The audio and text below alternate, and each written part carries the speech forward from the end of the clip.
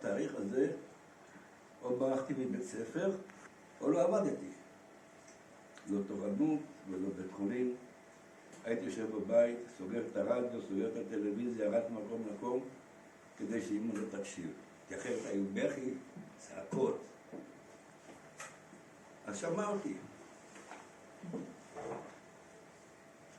אחרי היום הזה הכל השתנה. מי שהכיר את הבית שלנו, זה הבית הכי שמח בעולם, הכי יפה בעולם, הכי חם בעולם. אני מאחל לכל אדם ואדם משפחה כמו שלנו. וזה לא פשוט. שני הוריי שרדו את השואה, גם אבא וגם אמא היו באושוויץ. אבא, אין לי מושג מתי הוא נשבע, איך הוא נשבע. יש לו סיפורים, סיפרו עליו 1000 לילה סיפורים על היותו פרטיזן, שהוא הרג נאצי, הלסתות שלו היו שבורות, ממתי שאני זוכר את היו לו תותבות, אבל אני לא יודע עליו שום דבר. מי שסיפר זה חברים שבמקרה התגלגלו לביתנו. הדבר היחיד שידענו, וזה גם אמא סיפרה, שהיה נשוי, הייתה לו ילדה, שם אשתו רחל, לא יודעים את שם ביתו. אשתו הייתה מורה באותה תקופה, כנראה שזה משהו, בכל אופן שהייתה משכילה מאוד. ואבי היה בעל עסק. זה מה שאנחנו יודעים. יודעים שהיה באושוויץ, יודעים שהיה באלונקה עם דוקטור שפיגל מחיפה. בימים האחרונים היה לו תפר ביד, כמעט האצבע הייתה לכולם, ומישהו תפר לו זה מחוץ ומחת. היה תמיד צוחק ואומר, כל האנשים ישרים כמו האצבע שלי. היה בעל חוש עבור בדמי, חום עצום, עד שגיסי אמר פעם שהוא מתגלגל לאבא שלי, כדי שרק ייגע לו בעורף. כל כך היה בעין. סירב לעבור לפני התיבה, למרות שהיה בעל תפילה מדהים. בשבת היה מסתגר בחדר, ומתפלל לעצמו ושר מאוד יפה. בעיקר ותחזה לעניינים של קוסוביצקי. אבל יותר מזה כלום. סירב לדבר, מבחינתו העבר מת. ומה זאת אמי? נשואה לפני השואה, עם בעל וילד. הבעל קראו לו שמשון, והילד קראו אלכסנדר. היה לה ילד שנפטר בלידה מחבל טבור, היה להם כלב שחור ויפה. הכל ידוע, הכל מסופר. היא נלקחה בסביבות היהודים כמו מאזור מונקאץ' שבע, בסביבות שבועות, ולכן אנחנו קיימנו את שבועות כיום היזכור, גם אבא וגם אמא. כי לא ידעו בדיוק מתי, באיזה יום הם עלו השמיים. אמא הייתה עם בן 3, שהלכה לשואה. היא סיפרה שבמשך הנסיעה ברכבת הצפופה, הילד שלשל, ולמעשה, איך היא אמרה, הוא כבר לא היה בחיים. היא ירדה מהרכבת עם הילד, שהוא למעשה מת על הידיים. הגיעה כמעט למנגלה, וחמותה חטפה לה את הילד וקפצה לפניה. וככה אמא שרדה. כשהסבתא, שבעצם תמיד הייתה חמותה ותמיד העבירה ביקורת מה כן ומה לא על אמא שלי, או ההפך, היא הצילה אותה.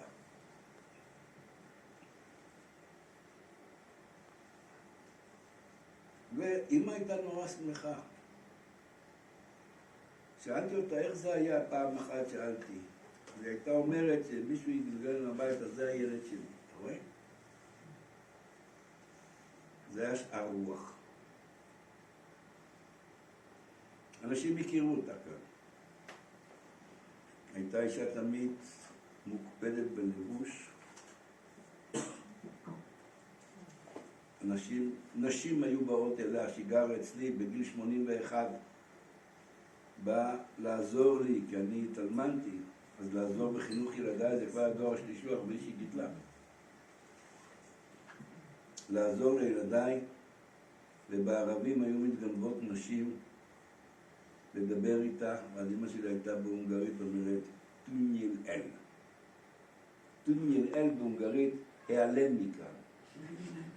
אתה לא צריך לשמוע, אתה לא צריך לראות, אתה לא ראית, לא שמעת. טוניל אל. הייתי עולה במדרגות למעלה, אבל אני יודע שבאו אנשים לשמוע את עצתה, או את עצותיה. היא הייתה נוהגת ללכת לבית ספר, לדבר לפני ילדים. אסתי זוכרת את זה טוב, בכיתות הנמוכות. היא לא הייתה מספרת להם איפה היא באה ולאן היא הלכה. היא הייתה רק שואלת אותם, היו להם קינים. אז הילדים היו מניעים, כן, ברור, כן. אז אמא הייתה אומרת, כל הגוף היה מלא קינים. אז תארו לעצמכם.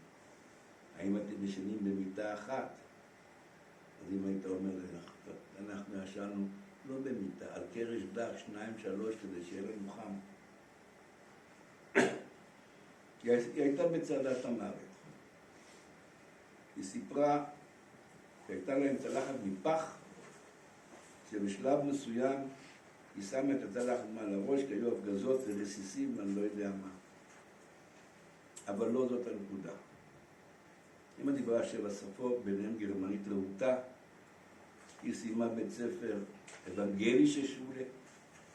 שלחו אותה מצד אחד של המדינה, הצד שני, כדי שתגמור בגרות בגרמנית עם בית ספר לאומנויות. היא דיברה הוכדויטש, גרמנית.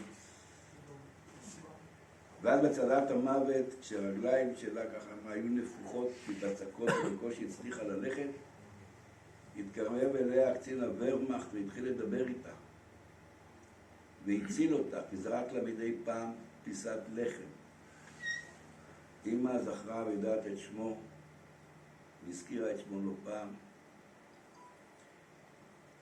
אבל הנקודה אמרתי, אמא, מה, איך, למה? היא אומרת, אני הייתי זקוקה לו והוא היה זקוק לי. הוא סבל. אמנם היה וורמאכט, אבל הוא צעד ברגל את הכל. הייתה לו משפחה וילדים, והיה לו קשה מאוד לראות את האנשים, והיה צריך לשפוך את ליבו.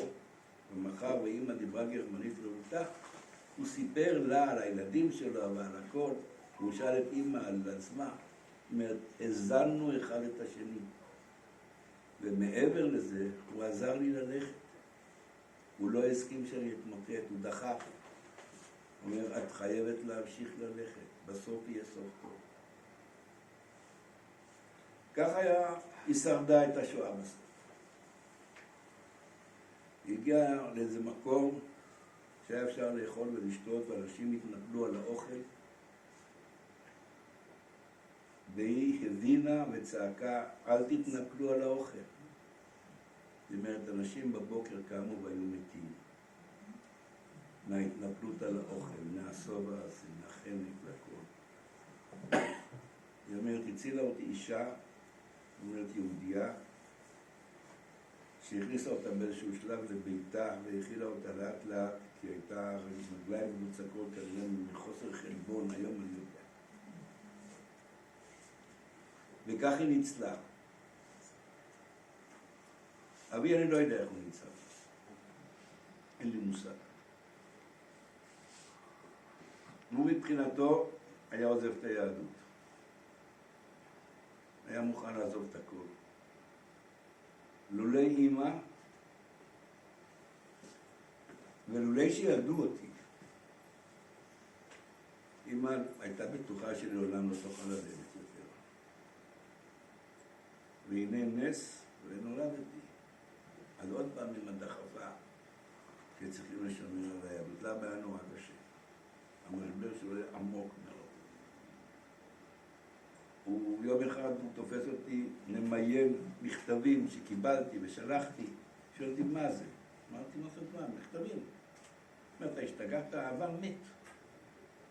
רק ההווה שנגמר עכשיו יש עתיד, רק עתיד. תחשוב על העתיד. העבר מת, תלמד את הלקח מהעבר ותחשוב על העתיד. האהבה ביניהם, שזה זוג אחרי השואה, הוא דבר שלא יאמן. אם ראיתי אהבה בין בעל לאישה, אני יכול לקחת דוגמה מהם. אם ראיתי אהבת הורים כלפי הילדים, אני לוקח דוגמה מהם. לפעמים אנחנו חושבים שאני נוסטלגיסט, אבל לא. זו דוגמה מופלאה. זה לראות את אבא רץ ברחוב עם כוס מיץ תפוזים למספרה שאמא הייתה בה, וכשלא היה גרוש על הישבן. ואותו אבא שלקח את הטבעת מאמא שאמא הסכימה ומכרו כדי שיהיה אוכל בבית. ולאחר כך והעירך, אז הוא קנה לה 10 טבעות, לא הייתה בעיה. רק מעיל פרווה הוא לא היה מוכן לקנות לה. מהסיבה שלא יקנו. את הטבעת לא תמיד רואים.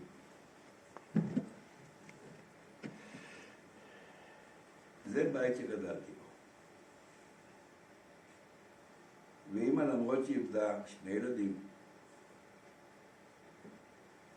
שמרתי עליה קדיש בלוויה, אמרתי שהיא זכתה גם לנינים, וזה הניצחון שלנו, שאנחנו ממשיכים הלאה, נינים ובני נינים.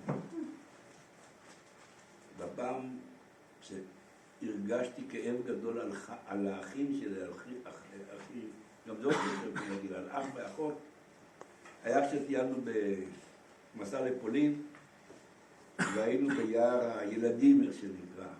והרב בן אילאו ביקש ממני להגיד קדיש, וכמו שהייתי יכול להגיד, כי לא הבנתי עד אז שהיה לי אח ואחות. זה היה משהו, אבל לא נטוע בי. היה כל כך שמח בבית. נכון, לחם אסור היה לזרוק, עצרו את הלחם עד היום. אם יש בי מכה, זה שאני עושה פירורי לחם כל הזמן, אני לא זורק את הלחם, ואני טוחן אותם איקסל, וזה יותר טוב עם אוסם מה שאני קונה. אם היה קצת עודף, אז אמא הייתה עומדת בהגינה, היא פותחת את ידיה ושמה את הפירורים, שהפירורים יבואו ויאכלו את זה. עוד נקודה שהיה כאילו טראומה, בואו נגיד, שפחדו לשלוח אותי לטיולים, במיוחד של בני עקיבא, עם בית ספר, עוד איכשהו בלבו את זה. אבל בני עקיבא היה נורא קשה. וההבדל ביני לבין אחותי, כשאחותי הייתה כבר נולדה בירושלים ביקור חולים, אני כבר עברתי והסכמתי לא ללכת לטיול עם כל מיני תירוצים, לא למדת פה, לא עשית שם. אחותי כבר לא הלכה לטיולים, עושה בני עקיבא והכל נכון. הייתי יותר קרוב אליהם בקטע הזה שאפילו התחלתי ללמוד טיסה, ובשטותי הגדולה כתבתי להם שאני עובר קורס טיס, אז הבנתי שהם נורא מודאגים, אז עזבתי את הקורס. אבל אלה היו הטראומות, בואו נגיד, אם יש שריטות, אז אני מקבל אותם באהבה. יהי זכרם ברוך.